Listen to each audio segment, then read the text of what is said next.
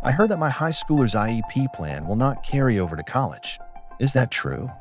Yes, that's correct. An IEP is an educational plan under the Individuals with Disabilities Education Act. A 504 plan is a civil rights law under the Rehabilitation Act of 1973. However, the Rehab Act has different sections for high school and college. So, essentially, IEPs and 504 plans expire when a student exits high school. Oh dear. Is my child just expected to navigate college without help for his disability? Not necessarily. With some planning and self-advocacy, their accommodations in high school may be helpful in college. However, it is more involved when students leave high school. They must undergo a different process to get accommodations for college. What is the process to get accommodations in college? Basically, they will need to ask for accommodations, fill out some forms, and provide documentation. This is why self-advocacy is so important. The student initiates this process. A student must be found eligible for accommodations, so consider this process an eligibility process. If their accommodations do not carry over from high school, what kind of documentation do they need to provide? This will depend on the school. Each school has its own documentation requirements.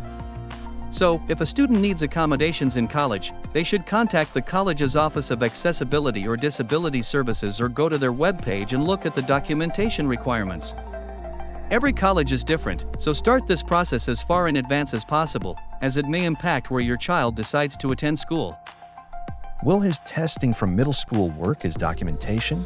It will depend on the school's documentation requirements. So make sure you read them carefully. Some colleges are more flexible with requirements.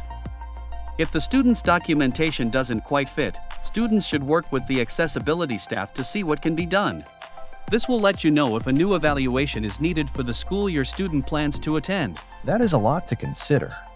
We need to start by researching what documentation is required for his top choices and consider a new evaluation to provide to a college so he can get accommodations. Yes, but remember, your child must be proactive and advocate for himself. Once granted, he must use his accommodations for them to be effective, and he still has to attend classes and study, too. I am so glad I asked these questions early on.